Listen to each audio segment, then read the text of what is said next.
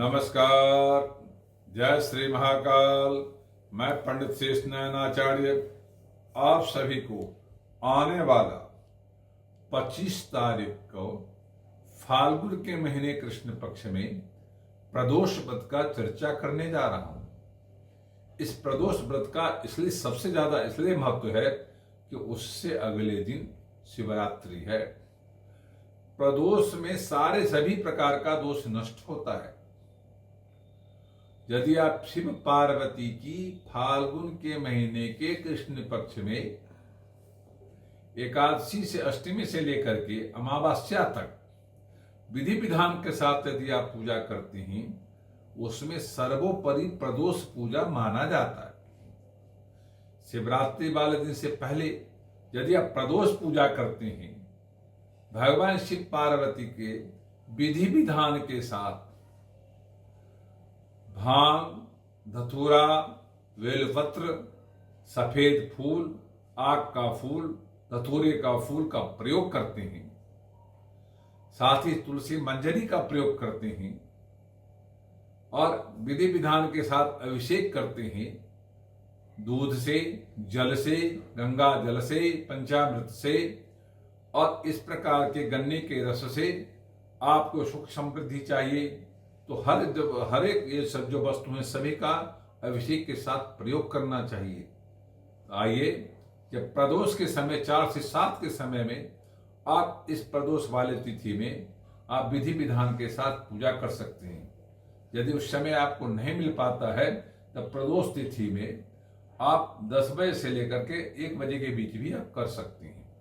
पर महत्वपूर्ण शास्त्र मानता है 4 से 7 के बीच में यदि किया जाता है तो उत्तम प्रदोष की पूजा मानी जाती है। तो आप अपने मन में संकल्प करें, जो मैं आज भगवान शिव पार्वती के प्रदोष पूजा करके समर्पित करूंगा। अब मैं उनसे आशीर्वाद प्राप्त करूंगा।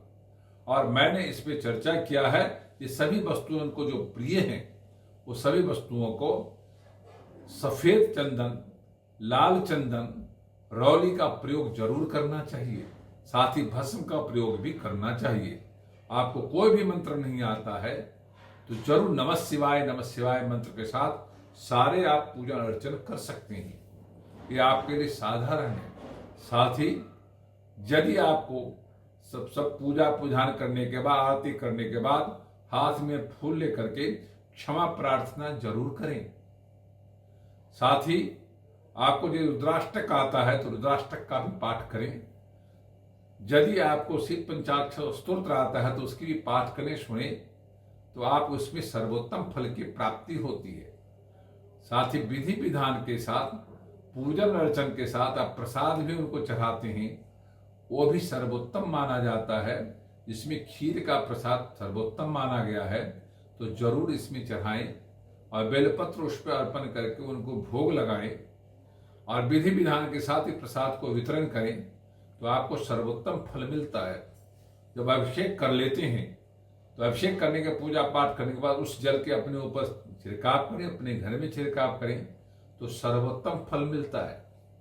उससे सभी प्रकार का दोष नष्ट होता है।